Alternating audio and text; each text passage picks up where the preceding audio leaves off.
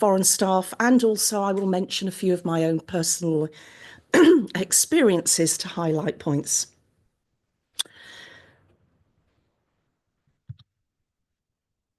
Right, press the button down and nothing happens. Okay, we'll press this one. So here's an overview. Just to provide a context, I'm going to talk a little bit about my background and why I have conducted this survey. I will look at the foreign staff and students, just a brief statement about those that I reached out to, and then I will report on the survey. So the survey consisted of questions, 6 questions, which highlighted aspects of the induction period, day-to-day functioning, and Icelandic language, of course, which is really important. And finally, the idea of an induction champion or someone similar who could perhaps one person or several people who could provide further support. And finally, at the end, I will summarise the findings. So just to let you know, I understand the chat is not working for this presentation, but I'm happy to take questions at the end via the question and answer button, but also in the classroom too. So let's give a brief background to me. So I gained my undergraduate qualification in '88, all in the UK from initially Huddersfield Polytechnic in Yorkshire. I then went on immediately to do a PhD, which I completed in '94. And these were both in chemistry. So I'm very much a quantitative researcher, now embarking on some qualitative aspects. In '92, I was taken on as a temporary junior lecturer at De Montfort University and progressed from that position to a permanent position, finally in the latter 10 years, becoming a principal lecturer, which was the highest rank. Excuse me. Whilst at De Montfort, I became a member of the faculty executive. So our faculty, it was the Faculty of Health and Life Sciences. There were at the time 500 members of staff within this faculty and approximately 5,000 students, full and part-time. And now I believe there are more students present at that faculty.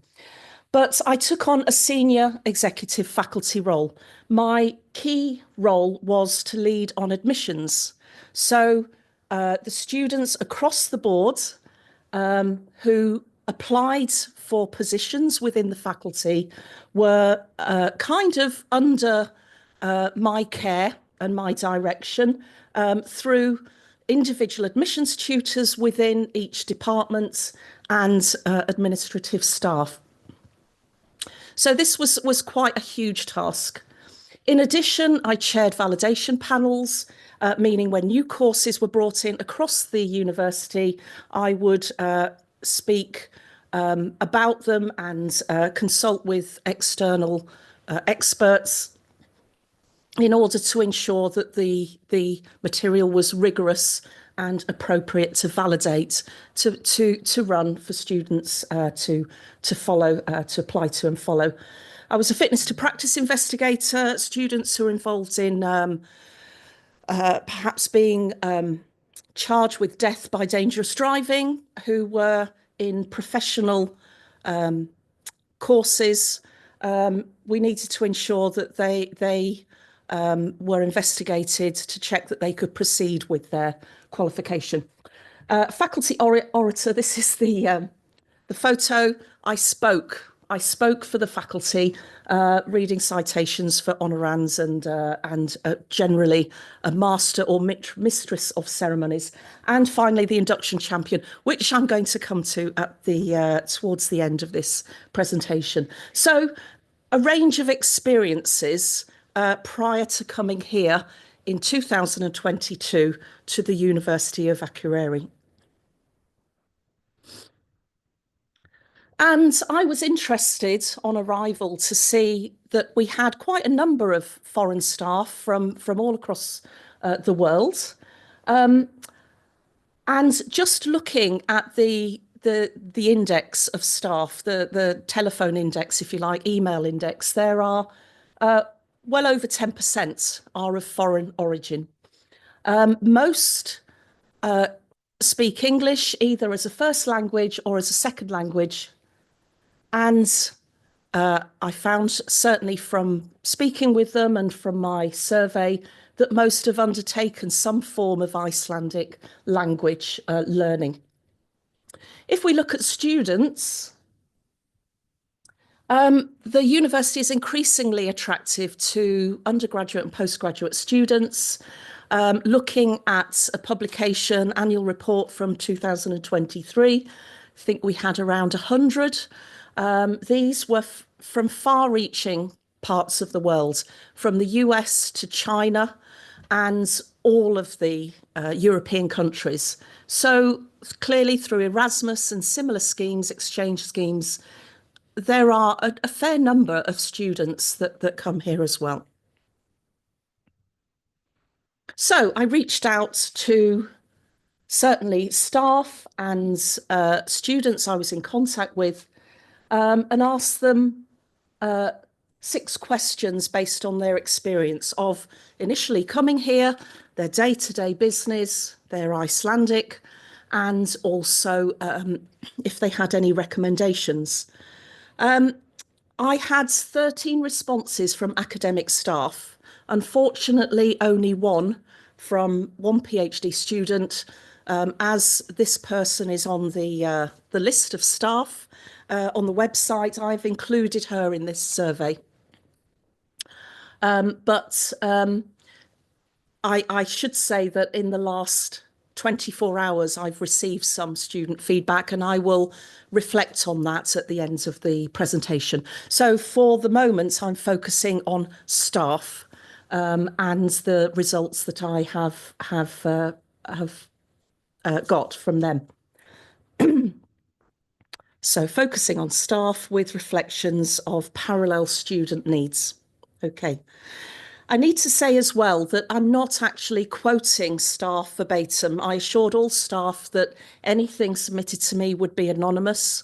So I will comment on common themes that have arisen from their feedback. There will be a few themes that were mentioned by several people, in which case I'll put many.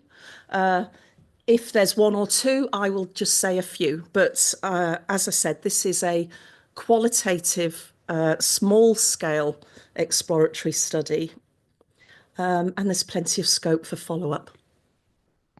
So here's the first question. When you first arrived at the university, were any aspects of your induction, arrival within the first few weeks, particularly challenging?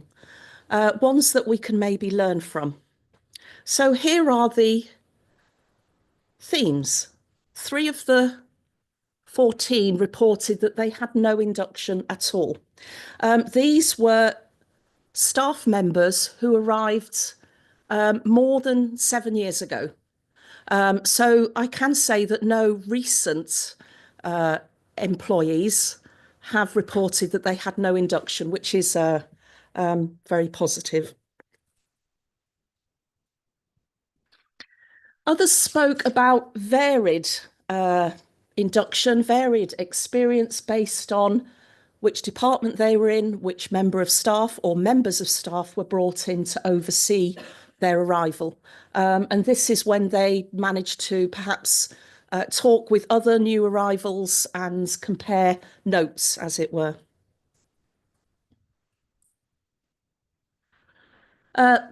Many mentioned about the challenges dealing with the bureaucracy, the paperwork, as we would say, although a lot of it is electronic these days. So there were additional challenges in dealing with the forms and trying to negotiate your way around the formalities. And this applies to both inside the university, necessary forms and paperwork you have to fill, and also outside. I can give you an example of this. I had to get official paperwork confirming my residence here in Akureyri, and I went to Sislamatherin, and I, I felt they got my address wrong because I lived at Laxagata and not Laxagotu. But when I went back to the official, he very kindly told me about declination and the fact we were referring to the same road. So I had to write this as an extra note in my letter to the official in the UK where I was sending this, to make sure that they understood that it was actually the same road. So things like this that we come across and we learn from experience, but you're not prepared for. A few reported that they felt rather isolated, and perhaps uncomfortable at times. Of course, this is something that we all would want to avoid with a newcomer, particularly if they come to a department where a lot of staff are working remotely. They don't get that sort of integration that you might expect on arrival. So the second question was, please also reflect on positive experiences within the first few weeks of starting your role at the university. Most said that they were treated positively by colleagues and felt very welcome, which is promising.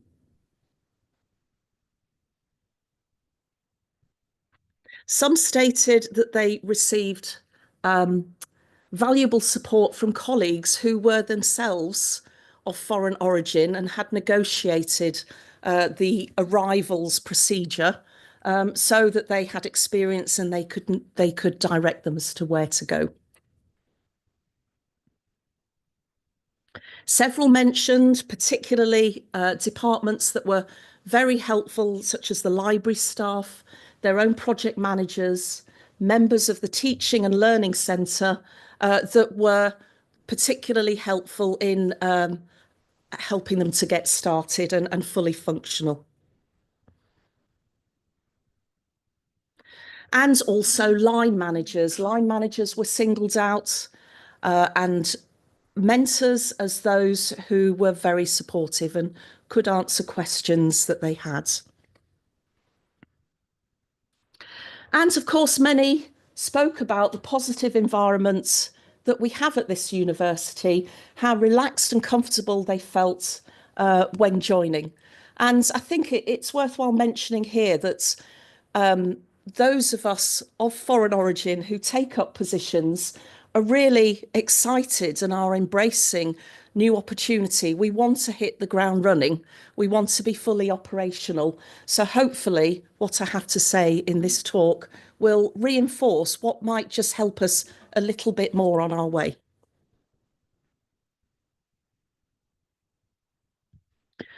So looking at positives and negatives, I then went on to ask, what would you suggest? Considering the support of those of us who are not Icelandic, what would you suggest could have been in place that would have made your life perhaps a bit easier? So the first comment that was quite a popular response was that if there was some kind of buddy, or as I've mentioned, Induction Champion, which I'll highlight in a bit more detail shortly, someone who could be there to help support me and answer questions and guide me along my way.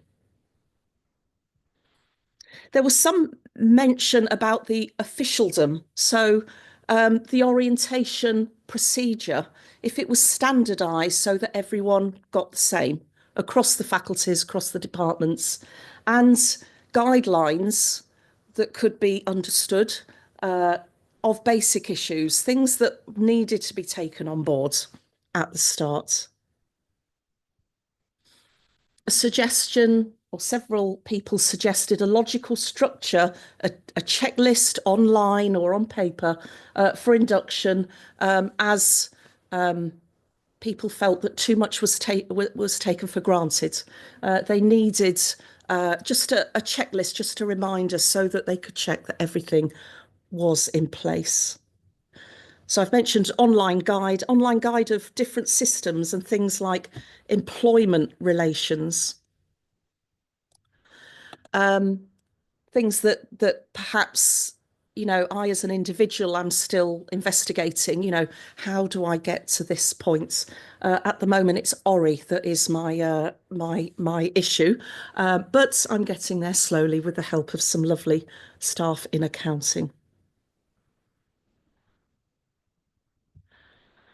And one person mentioned to inform other staff members of their arrival.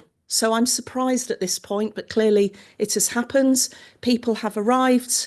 Others within the department or faculty have not been aware of their arrival, and they felt a little out of sorts joining a group when people didn't really know who they were.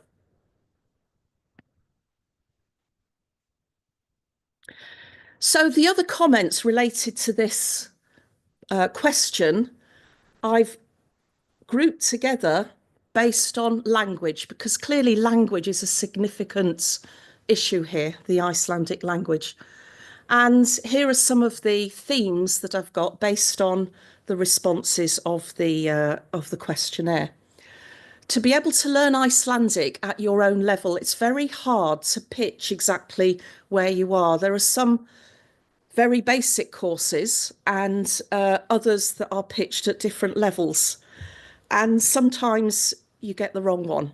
I have some personal experiences of being in an evening class where the level was not appropriate for me. In fact, it was appropriate for new visitors to Iceland who were of perhaps Spanish backgrounds, because a lot of the instructions were given in a different language. So this kind of threw me a little bit. A formal university plan which highlights the expectations of the university of foreign staff, the expectations for Icelandic language, and a plan that can be implemented and supported. There was a suggestion, do we actually need a requirement for Icelandic? If we are a truly global university, then is it needed? And that's something that you might actually want to think about. I certainly feel that I need to become more integrated into the community and with my colleagues. So it's important for me to persist in learning Icelandic, but we might ask that question. This was highlighted by a number of respondents. It does take a lot of effort to deal with Icelandic literature, paperwork, meeting notes, minutes in your day-to-day life when you're having to translate all the time. You haven't quite got the skill yet. So perhaps a suggestion of a reduction in responsibility, reduction in teaching hours that will allow us to deal with this. Maybe it's appropriate for the university to provide free classes. I am aware that you can apply for the fee for certain courses to be covered, but to have classes that are exactly fit for purpose. It's fine learning Icelandic, learning different phrases and the grammar that I'm going through at the moment, but conversational stuff that you can use immediately is really valuable. And maybe there needs to be something that's a bit more bespoke and useful. Signs and information panels in Icelandic and English. This helps us a lot. There are many signs around the building that are only in Icelandic. It took me a few weeks to work out what recycled material went where. And there has been a story about a member of staff trying to exit without pressing an emergency button, but the button was actually in Icelandic. It wasn't an emergency button, it was the exit button. So trying to work out things like that. And of course, anything that's essential that we need to know to have both in English and Icelandic. Yes, we can go away and translate it, but if it's so important that we need to know it, then please supply it in both languages so that we can get our heads up on it all. So I am going to just move on to the next question before talking about the language in a bit more detail. What makes your university life easier on a day-to-day basis?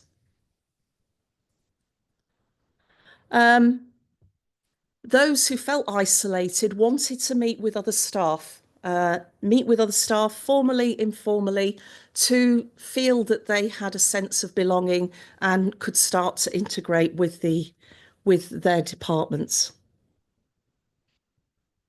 It is really helpful to have checklists. I certainly have missed a few deadlines for certain aspects of my work because I wasn't completely on top of the timetable of events. You must apply for teacher support by this time in order to have anything. So we're learning on the spot. But if there was a checklist, this might help. Speaking in English when it's absolutely essential that we need to understand what's going on. For example, if we're in a Deldafunder and we have to vote on something, to just have some brief highlights, an executive summary, so that we can make an appropriate decision when we vote. I've mentioned this already, having anything that's essential, important, written in both languages, just to ensure that we do get it. To be allowed additional time for processing.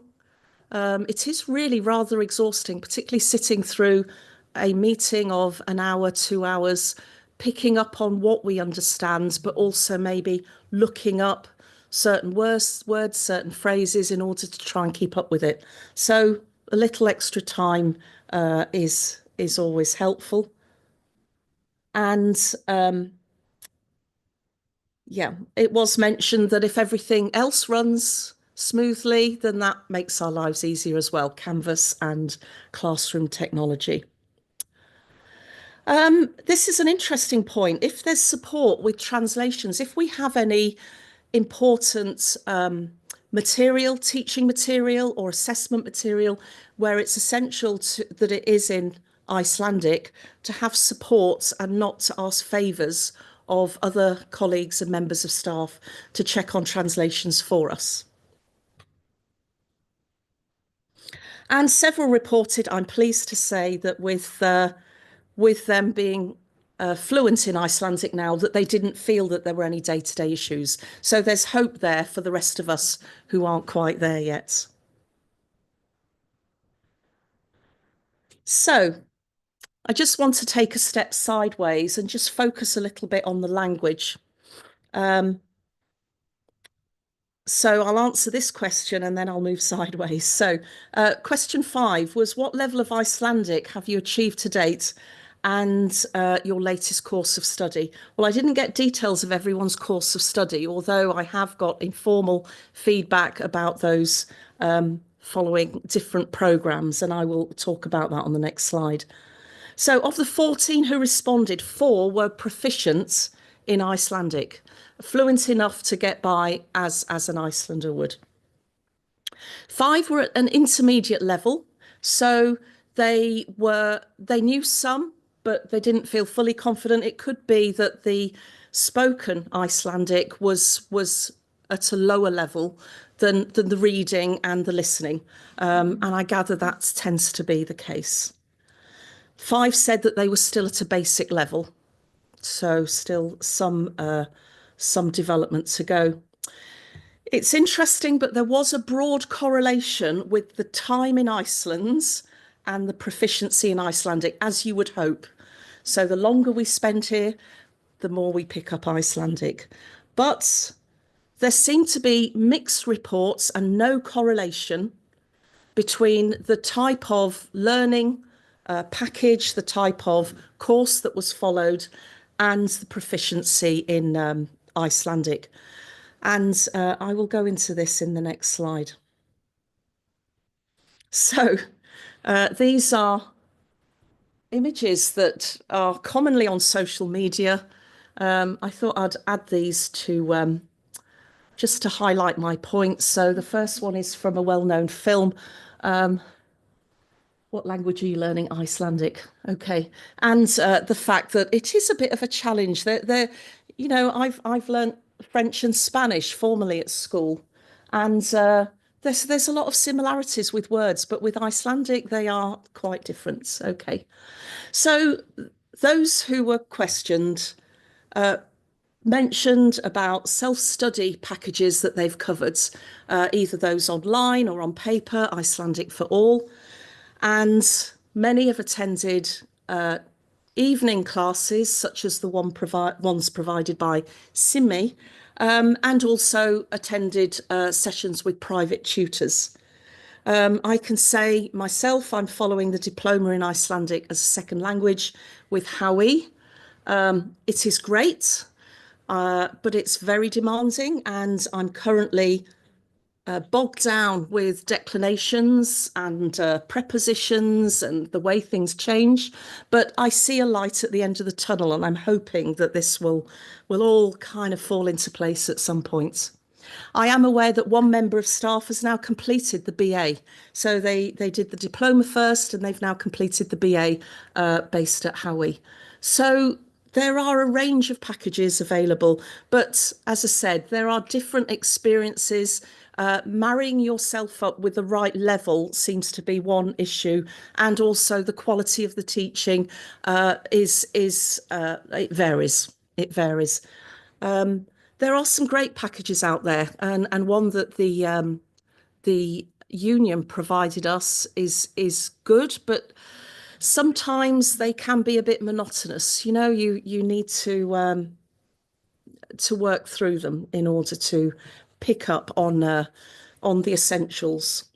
So I've actually through the years saved a few little gems which I'm going to share with you.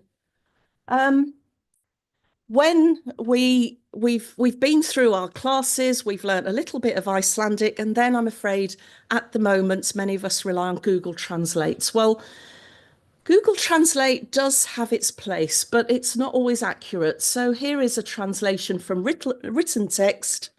I'll let you read that for yourself, but I looked at this and thought, what? I picked up on quite a lot of my Icelandic from looking at the small ads on Facebook. And of course, you've got a picture, you know, someone's selling a table. Yeah, I recognize that, but I didn't quite get this one. So this is Facebook Marketplace, and basically they were selling. Now these things that they're referring to are actually offcuts. So if you've got a plant that grows and it creates another plant that can be propagated, and that's what they're referred to here, you can actually cut them off and plant them, and then they will grow. Okay, so yeah, this is quite an interesting point. So Google Translate from the written text kind of works, but not all the time. It gets better. Okay. So here we go. I hired a car in Reykjavik to go to a meeting. And this is the message I got over and over again on my phone, because apparently I needed to zoom out and zoom in before I could sign. And I wasn't going to the appropriate magnification in order for the signature to register. So it told me what I was supposed to do. Okay. So this is just a screenshot. With Google Translate, we can screenshot, but again, it doesn't always work to our advantage. And I think it was being downright rude there. Yeah. Google Translate as well. It's fantastic. You can sit in a meeting, you can press the record button, and you can translate a voice. You can do a voice recording. Denise and I have sat in many a Delta each of us recording. Sometimes it works, sometimes it doesn't, sometimes it cuts out. Sometimes it translates it in an inappropriate way. So this is of the most recent nursing, Delta Funder, and I am sure this wasn't said. I'll let you read it for yourself, but I'm sure this wasn't what was said. But this is what Google Translate picked up. Okay.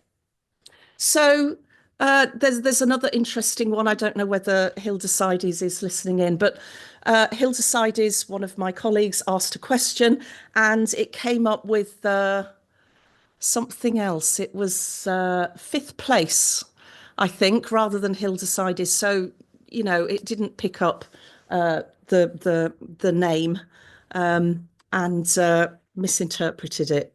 So Google Translate is fine, but it's not the answer to everything. Google Translate, there are some software issues with picking up voice, particularly, and sound. You need to have clear voice to be able to translate it. If you're having a lively discussion and people are talking above each other, it doesn't work, obviously. Clearly, in Icelandic, things are expressed differently, and I'm learning that through learning Icelandic myself. It's not the way that we would say it in English, nor Spanish, nor French. My mother is Chinese, nor Cantonese either. Okay. So it's a new way of expressing ourselves, and sometimes the expression doesn't always marry up, and therefore we don't make sense of what's actually being said. So artificial intelligence is something I've dabbled with recently through the tuition of my husband here. Artificial intelligence, such as Chat GPT, there are less errors and you get fast and instant translation and summaries. It's quite a good tool, but obviously it has to be treated with caution.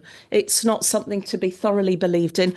This is a topic of something, another area that I hope to cover with the Teaching and Learning Centre, and to give a presentation of translations using such technology. But generally, I think it looks promising, but obviously it doesn't work for sound recordings. We can use text and screenshots. So things are coming on, and there are more tools available to us. I love this one.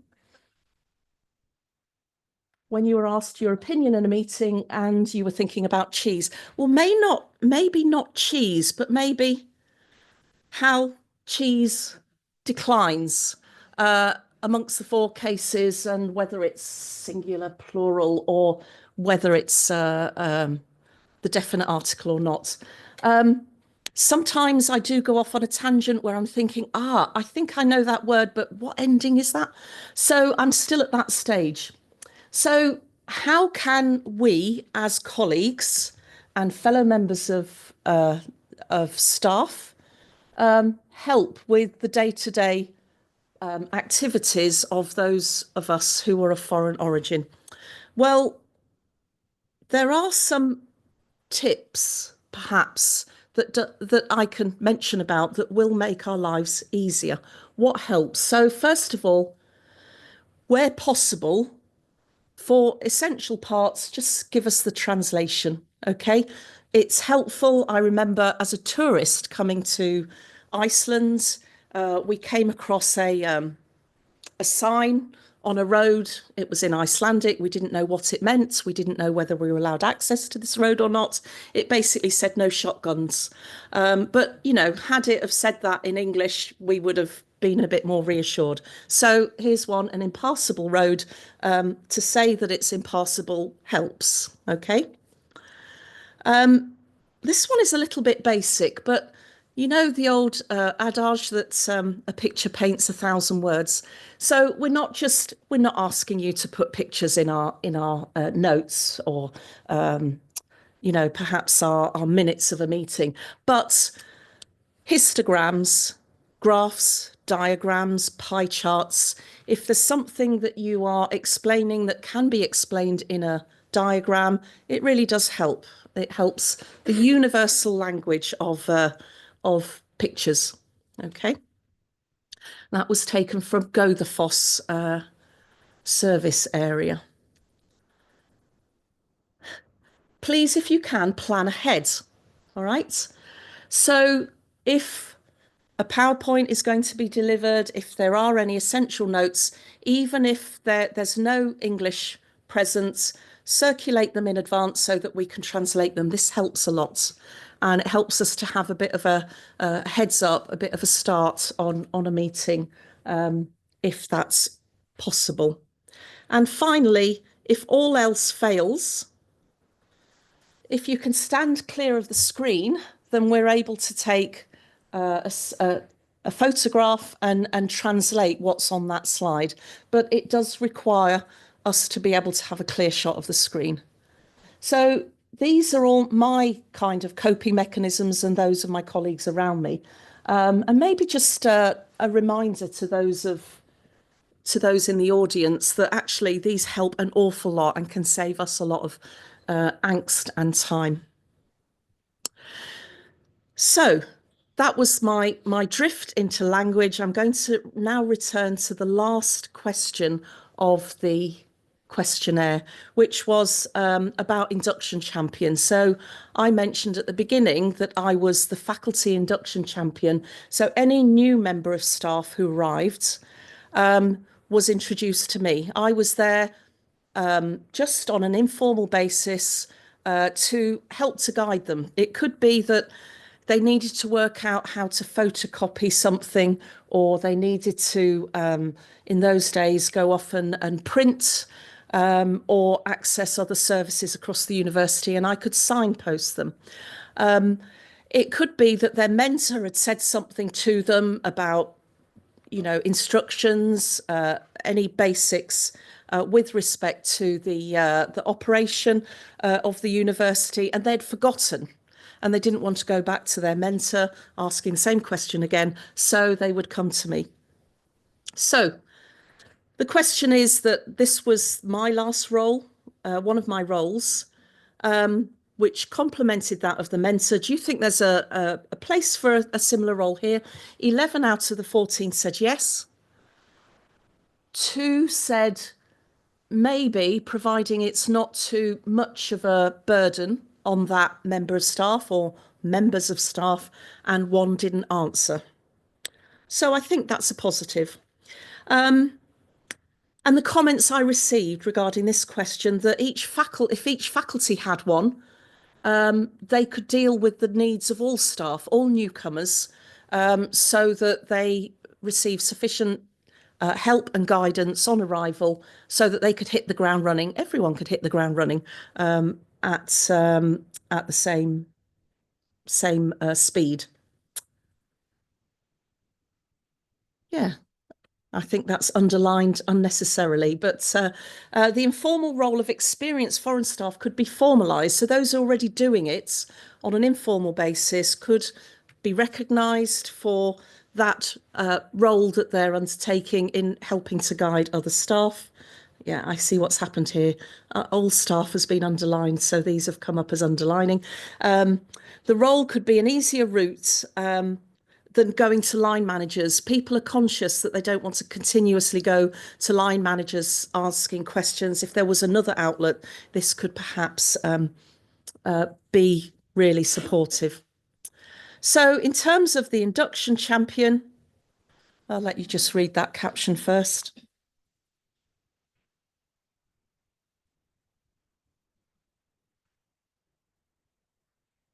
Okay, so this is a daughter or a son guiding their parents, their mother, and she's saying, how do you do a space? Once we are given the basic information that we need and the tools, we are able to operate. So an Induction Champion could supply the basic information and the tools, not taking away the role of the mentor, but complementing and supporting that role. Someone who would be open to questions and able to signpost where necessary. So in terms of a summary of findings, I believe a more formal and consistent induction programme would benefit all, foreigners and Icelandic people. Possibly exploring the role of an induction champion or similarly phrased person or people who could support the needs of others who are starting. In terms of the language, a more formal policy highlighting requirements, perhaps providing some classes, some learning material and support for staff. Please, could we have anything that's significant, important, essential in both languages, just to make sure that we've got it? And of course, consideration and patience, because we're trying to juggle with Google Translate and working out whether it actually makes sense during meetings. Encouragement always is welcome. Engagements, it's hard to continue when you're feeling isolated, but to be involved. And in time, we will get it. The reason I've put this joke up here was this was the first joke I got in Icelandic. Hopefully I've progressed since then, but I just felt so good when I read this and thought, yeah, I understand that. So the penultimate slide, I want to reflect on students. I have got some more work to do in reaching out to students and asking them, but I feel the themes are similar. A sound and robust orientation programme and someone there to answer questions.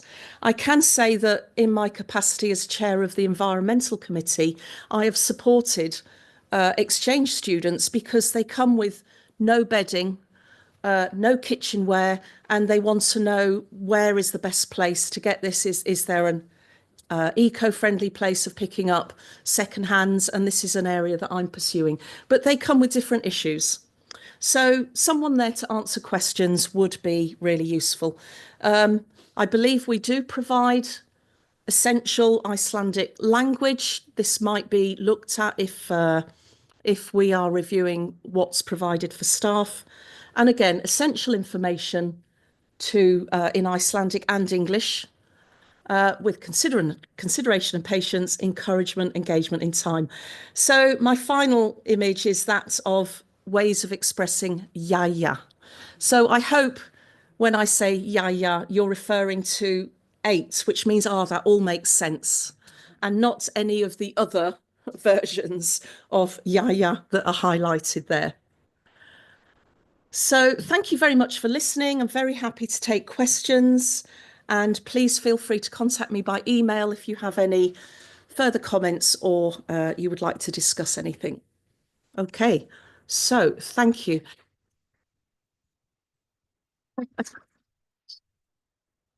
Are there any questions in the room? We have this funny square ball here that I think we need to switch on. Yeah. Would anyone like the square ball? Yeah. Okay.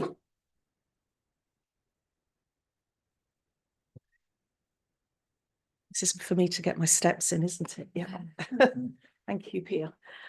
It's not a question. I just want to say thank you. It was very interesting.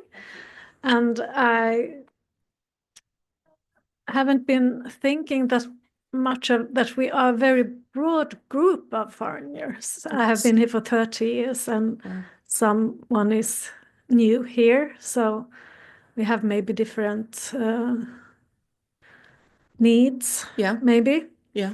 I didn't have time to check it and I didn't bring my glasses, but of course we have a language policy. Right. But yeah, I didn't have time to read it better. That would be maybe interesting in the discussion what the language policy says. I think I've glanced at it in the past, and I think it perhaps could be less broad. But it's something that I'm happy to revisit, particularly with respect to what provision is a possibility for new staff. Yeah. And maybe it's quite old. Yes. I don't know. Yes. So it's maybe time to check to revise it. But I just want to say thank you. Okay. Tack fyrir. Oh, you're welcome. Yeah. Thanks, Aud. Just sort of thinking about what we do when we first come here and how we are treated and how we engage and interact. I think this idea of an induction champion has legs. I think it has a place. And I think I agree with the comments that were made that if you have one for each faculty, yes, under maybe a central coordinator or maybe under HR, because you don't know what you don't know. And it is incredibly difficult when you first move to another country, or can be, and then you come into a new institution. Maybe you've been a teacher or a university lecturer, as you have for 20 odd years, or maybe just for a decade, and you've got all these systems and processes that you've become comfortable with, and then suddenly you're in the Icelandic system. And it's different. And sometimes I don't think there's enough understanding of how long it takes some of us, especially people like me who are quite old, to get up to speed with these things. It's not that we don't want to. Exactly. It's just that there's an assumption, I think, sometimes. Well, my experience has been there's an assumption that you will know how to use UGLA, how you will know how to use other packages, and bloody nightmare of Ori. But exactly. But you're expected to get straight into teaching with these new systems. Yes. Now, teaching we can do. But it's using the technology, the systems, and the processes, and understanding that in law, the students have their deadlines for regulations for the return of their grading. Yes. Well, nobody told me that until there was a complaint. Yes. Things like that are very different to us here in Iceland. And I think that needs to be, if we're going to be a truly international university. Yes. And if we do recognise that there's a concern about the Icelandic language being lost, which is why they're focusing so much on it, well, give us the opportunity to learn Icelandic, but also to participate and to be effective. And to have a fair crack at the whip, yes. I think as well, something that you've reminded me of there, when I come to systems, and there are some parallel lines here with the way that the language is expressed, in that some of the procedures do not follow the same way as what you or I are used to. Something that we might expect to be there, there should be an option to choose this here. It's not here. You have to go back to another section. And I found this through trial and error. Also, if you do translate anything automatically into English, you lose a lot of the functionality with many of these programs. And this is something that I've only found with experience. So there are some issues that perhaps, if we had the Icelandic and we could use the Icelandic system without needing to revert to translation, we would maintain all of the functionality in things like Canvas. Is one example, and there are several others that I've used. Yeah. Okay. Hi. Hi. Thank you so much for a very interesting presentation. I have been thinking a lot about language in meetings. Here at the university. You don't want to speak English all the time because you want to give people opportunity to learn Icelandic. Yes. But you, at the same time, you want to that everybody understands and can take part in the conversation. Exactly. And as you said, in decisions making and so on. Yes. So I was like, tomorrow I'm going to have a meeting, and I was looking who is attending. Yes. There'll be people with Icelandic as a mother tongue. Yeah. There will be people that have been in the country for a while, from all your categories. Yes. That do understand quite a lot in Icelandic. Yes. They don't speak too much, but they understand everything. Yes. And then also newcomers. So usually we decide to have the meeting in English. Yes. In order to everybody have the same opportunity to take part and make decisions. Yes. But we sometimes feel that people that they really want to have it in Icelandic. Exactly. Because they want to have the training and, and express themselves in Icelandic. Yes. And the Icelanders, I think some are reluctant really to defer to English quite so often. I think there's a balance there to issue everything in advance so that people can do translations. Maybe if you're talking through a presentation, to have the executive summary in English so that people get a gist of what you're considering, and then to be open for English questions and ask for explanations of something that perhaps those who were there of a foreign origin haven't picked up. So I think it's a balance, and I'm not in any way saying that, you know, we should defer to English in all cases, because clearly we're in Iceland. We recognise that, you know, we are the foreigners. We're trying to do what we can to be as effective as possible, but these little things might help us along our way. And you know, clearly there are a number of staff colleagues that we interact with that just want to operate in Icelandic, and that's fair enough. That's absolutely fair. But just these little things that would help us along our way. Yeah, yeah. And sometimes having the slides in English and you can speak in Icelandic or vice versa. Yes. Yeah.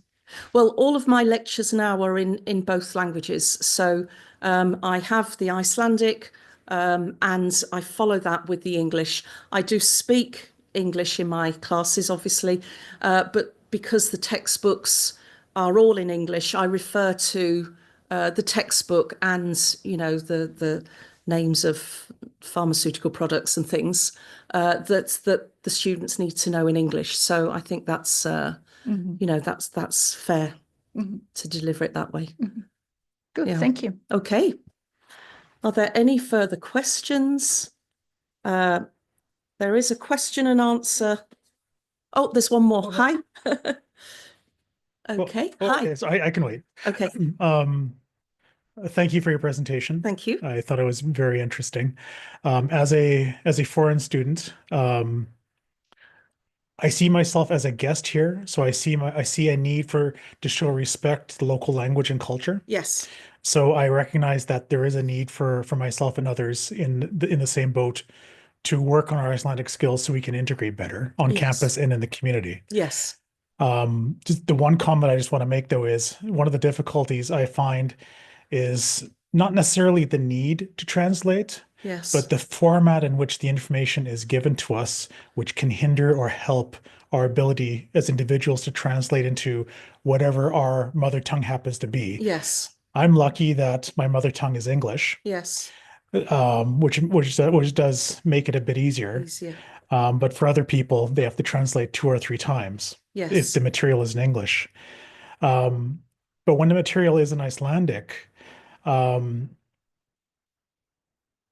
one of the big problems is when I refer to formatting, I'm referring to how it's actually provided to us. Yes. If it's just text on a screen that we can take a photo of, that's Yes. great. Yes. If it's graphics, if it's text on top of graphics or on top of video, Yes. on a platform that's different than, say, Canvas. Yes. So one example would be an Instagram video. I know that doesn't happen often here, Yes. but Yes. just to say, text on an Instagram video is not easy to translate or copy or take a photo of. I'm completely with you on this. Yes. Which leaves out Yes. the ability to translate easily. Yes. Which usually, from what I've been talking to fellow students, it usually means I don't have time for that. No, exactly. I have to translate this for my class. I don't have time for that. Yes. So I think as part of that, to reach out to foreign students and foreign staff, Yes. is to just keep in mind how the information is being given. Yes. Not necessarily the language, but just the structure and the formatting of how that is Yes. presented. And certainly, if you've got something text in Word is easier to translate than screenshots or a photo, particularly of books or printed material where certain words aren't recognised. I can give you an example. We have a visiting. I've dealt with a visiting speaker, a visiting teacher, where a lot of their material is in it's photographic form, and this is very difficult to translate. I made a promise, because I had foreign students present on my course, that I would provide everything in English and in Icelandic, and I really struggled to translate some of this. So yes, to be mindful about how the material is presented so that it can be easily translated if needed. Yeah, absolutely. I'm with you on that. Tack för det. Thank you. Tack för Okay, are there any further questions? No? Okay, sorry.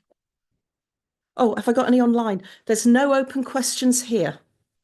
Okay, so at this point I will say, please feel free to contact me by email if anyone has any further comments, questions, or anything they'd like to discuss.